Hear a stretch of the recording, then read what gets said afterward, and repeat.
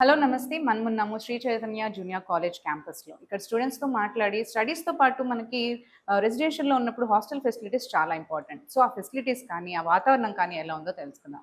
So, ఇక్కడ మీరు చదువుతున్నారు కదా! సో, రెసిడెన్షియల్‌లో చదువుతున్నప్పుడు హాస్టల్ ఈజ్ ఇంపార్టెంట్. సో, అక్కడ మీకు స్టడీ ఎన్విరాన్మెంట్ కానీ, ఆ వాతావరణం గానీ, ఫుడ్ ఫెసిలిటీస్ కానీ ఎలా ఉన్నాయి మీకు హాస్టల్‌లో అసల?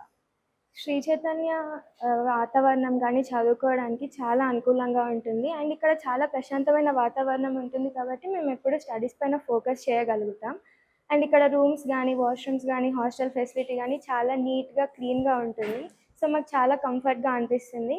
అండ్ స్టడీ అవర్స్ టైమ్స్‌లో మా క్లాస్ రూమ్స్ అనేవి చాలా స్పేషియస్‌గా ఉంటాయి.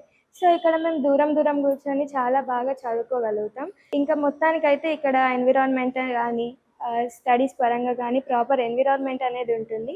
సో, మాకది చాలా బాగా మేము ఏ డిస్ట్రాక్షన్స్ లేకుండా చదువుకుంటామనే ఫీలింగ్ మాకైతే ఉంది.